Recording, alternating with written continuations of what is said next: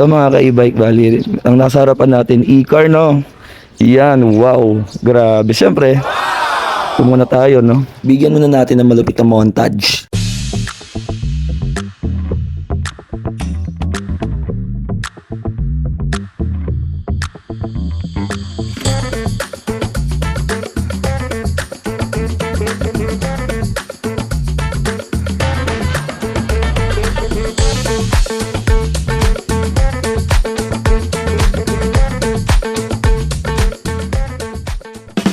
Yan, so bali ito mga ka-e-bike na four wheels na siya with aircon with aircon to. Ayan, so ang laki ng gulong niya din. So dahil technical tayo, hindi tayo babase sa mga panlabas lang. Babasihan natin dito yung loob talaga at yung mga specs. Yan, bali ang tire niya, ito yung sukat. 4x10. Ayan, naka 4x10 na yung tire. At syempre, malapad, makapal, no? Malaki yan. Pero di G's. Sukat. So, quick review lang tayo, no? Siguro, ito naman kasi inaano pa to ng konti, tinatapos pa. Pero syempre dahil excited, ay i-review na natin siya. Ayun siya. Ito yung bumper niya. So, oh, metal pala. Akala ko plastic. So, metal. Dito plastic. Yan. As LED na rin, syempre. Yan. At may wiper, as usual. Tapos, yan, side mirror. Ito yung side mirror niya. Tingnan natin. Ito, hindi na ilaw, no? So, design niya lang. Tapos, syempre, ang unang iniisip natin dito, baka naman mainit sa loob. Syempre, meron tong aircon dito sa taas. Ito, version 3 na pala to, na may 1, 2, and 3. So, 3 na nila to. Once na yung ganito nasa taas, aircon na yan. Ito na yung pinaka-aircon niya sa taas. Ayan. Tapos, ano pa ba sa likod? Ayan, sinisealed pa nila, oh. Kaya may ano pa, tatanggalin pa yan. Okay, ito yung sa likuran niya. LED rin. Ito nandito bandang itaas. Okay, kasi visible. Makikita mo talaga kasi nandito sa taas banda. At syempre, ito na yung saksakan ng charger niya. Yung mga ordinary na charger ay pwede mong gamitin dito, no? Specs nito, ang battery nito ay nasa 52 ampere, no? 60 volts. Okay, at may susian na din para kung gusto mo i-lock, safety ka doon sa yung mga gamit mo sa loob. Okay, at syempre, ano pa ba? Dito sa loob. Paano ba daw buksan? Pasok muna tayo, pasok. Yun, so pinupush mo siya, no? Ulit. So pinupush. Yan. Wow. At ito na ang kanyang interface. Yan, ito na. Okay. Tapos, ito yung bukasan. So, manual, ano pa siya? Yung sa window niya, manual pa. Yan, para umangat yung window. So, manual. So, maigi na rin to kasi para yung features na, ano niya, no? Na, alimbawa, hindi gaanong sirain pag ganito. At least wala kang isipin na power window. Madali lang naman, malambot lang naman. Yan. At ano pa ba? Ito, ano ba to? Makikialam na tayo. Okay, so pwede kang USB type na, pwede kang mag-charge ng cellphone dito, magsaksak ng mga ilaw na pwede dyan sa kanya. Okay. So yan, kaya may ganyan yan sa pinta kasi inaano pa nga nila to. Pinipinish pa. Ayan, inunahan ko lang sila. Tapos ito, wait lang. Ano ba? Ayun, kung gusto mong ihiga to. So, ito yung i-press mo. Tapos, pang malawak naman sa loob. Ano ba to? Wait lang. Ito naman, saan ba to? I think sa ano to? Titingnan natin kung meron tong low and high gear. Dahil technical tayo masyado, no? Titingnan natin lahat yan. Yun, may low and high gear nga. Ito. Idamay na rin natin yung motor. Tingnan natin. Hindi lang tayo panlabas. Dahil technician tayo. Titingnan natin hanggang loob. At ang specs nito ay 25 watts, no? 2,500 watts. 60 volts. Yan, sa differential as usual. Tapos, ito na yung sa, ano niya, sa bushing niya, sa swing arm. Ito na yung shock. Okay, so, dual shock. Meron siyang spring. Tapos meron pa siyang hydraulic disc brake. Okay. At makapal yung disc plate niya. Ano pa bang meron sa ilalim? Tingnan natin lahat yan. Dahil technical tayo. Ano pa bang meron? Mga harness, nandyan. Ito, aayusin pa yan. Ayan, ilalagay pa yan dito. No? Okay, so ito. Ah, ito naman. Tingnan natin dito anong meron. Tingnan natin dito sa ilalim. Ayan yung ball joint. Okay, ito yung ball joint niya. So, napakasimple lang ng ilalim. Nagusto ko yung ilalim. Okay. Ayan. Ito yung steering gear. Okay, makakapal naman ng bakal. Okay naman. Napakasimple. Okay. Dito, ito yung shock niya. Laki. No? Tingnan nga natin yung suspension niya. Ah, malambot. Oh. Ito yung may shock. Ang ganda ng pagka-shock niya. Pinipress ko. Hindi nyo lang siguro masyado makita pero ang ganda. Ayan.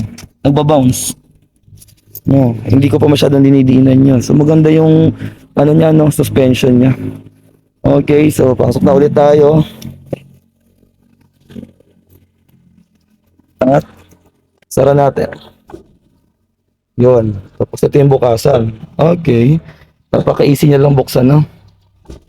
Okay, tapos ito, malawak, kaya pa ng, dalawahan talaga dito.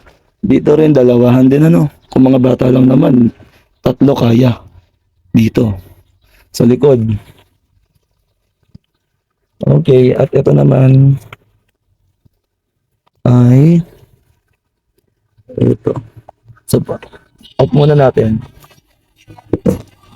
Okay. So, ito yung handbrake niya. Yan, naka-handbrake na yan. Ulit. Yan, ganito lang yung pag-handbrake niya. Pag gusto mo siyang i-handbrake, kailangan, press mo muna. Yan. Tapos pag gusto mo i-release, press mo lang. Okay, no? So, ulit. Yan. Pero kung maingat ka sa gamit, syempre, aalalayan mo. Okay, tapos siyempre ito yung accelerator pedal niya. No. So, napakalambot. So, medyo dikitan nga lang, kaya wag ka matataranta, malilito kasi medyo dikit. No, hindi yan pwedeng dalawa. So, yung isa kasi dapat diyan, naka-rest. No? Naka-rest yan. May footrest yan dito yun. Dito talaga yan. At isa lang dapat, nagana diyan. Okay, dito naman, excited ako sa aircon. Siya din natin buksan, no? Buksan natin. Yun. So, ito yung interface niya. Ito yung dashboard. Kita yung kilometers, yung bar. Tapos, oh, may FM din. Touchscreen ba? Touchscreen ba to? O may button? Ayaw. Okay. Bala ka. Tapos ito, yung drive. Ito naka-neutral tayo. Ito yung reverse. Kita natin yung reverse dito. Pag-atras. Neutral. Then, drive. Yan. Yung mga ganito naman, nako-convert naman namin to ng mga di ganyan. Na yung handle na mismo pag ganyan. Nako-convert yan pag ganyan. Pero ito yung stock niya, no? Ito. Convert agad yun, no?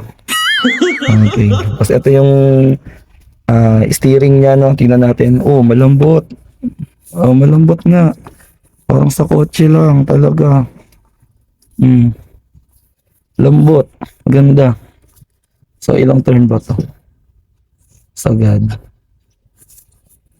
Okay. So, parang sa kotse nga. Same.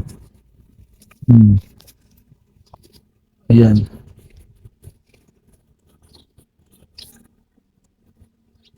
Okay. Ayan. Tapos, ito, Press natin, ano ba to? Maintindihan eh. Oh, ano nangyari? Parang wala. Tapos, ano ba to? Wala nangyari. Tatanungin natin mamaya. Ito naman, pan natin. Wow. Oo nga no. So yung lower niya nagalaw. Yan. Naka 16 na siya, ano yung temp niya. Pwede mo ma-adjust yung temp. Ayan, oh. Yung air na-adjust. Tapos ito, yung air. Ayan, nadadagdagan pala yung air. Kala ko, battery bar. So, sa air pala to. Pwede mong dagdagan yung mode ng cooling niya. So, napakasimple lang naman, no? Temperature lang naman, yung air, yung fan, kung gusto mong i-adjust yung lakas. Yan yung mode niya. Ito, diba? Ito yung on and off, yun lang. So, sasara na natin para lumamig. So, ito, no? Sara na natin. Yan, nakasara na. Tapos, ito pa. Sara natin. Tapos, okay, tingnan natin kung merong nakaparada sa likod para di natin mabangga. So, malayo naman. Okay, so magka-drive test na tayo, no? Isang kamay lang tayo. Tapos ito, nandito rin yung ano niya, no? Yung sa wiper. Try natin. Yan, yung wiper. Okay. Okay, tapos yung sa headlight, ito. Yan. Signal light. Okay, so signal light, ito. So parang sa kotse lang talaga siya. Ayan, naka-signal light na. Off. Okay, busina. Okay. So naka-headlight tayo ngayon. Tapos, subukan na natin na i-reverse. Okay, tanggalin na natin yung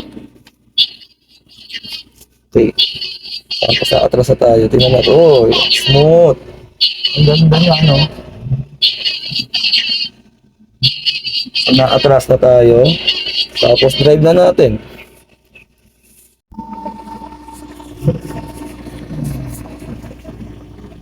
Ang ganda ng ano niya.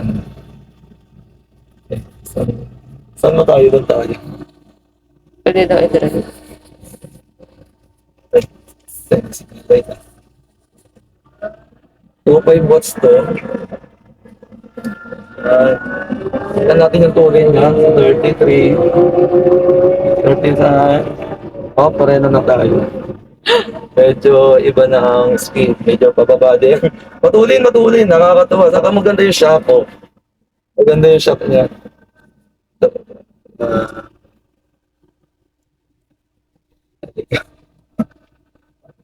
Okay. Side mirror, di ko na ayos. Bagsak.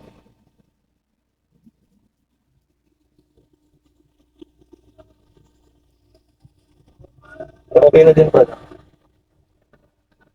Ang ganda, no? Medyo, komportable ka, no? Oh, parang kotse na talaga siya.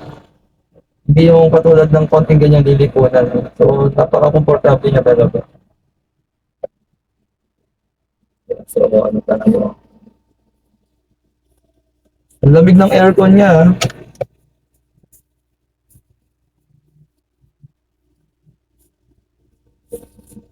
Malamig yung aircon niya, then maganda rin yung steering.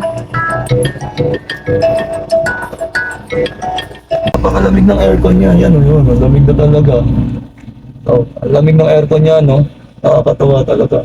Saka nakaset tayo ng 16. So, okay na okay siya. Ang ganda niyang gamitin.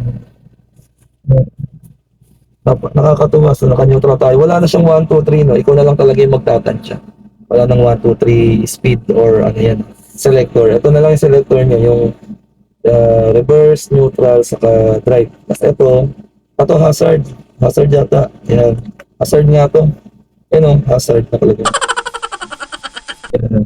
Okay, so napakaganda ng steering niya, no? So yun lang. So, para sa akin, goods na rin to.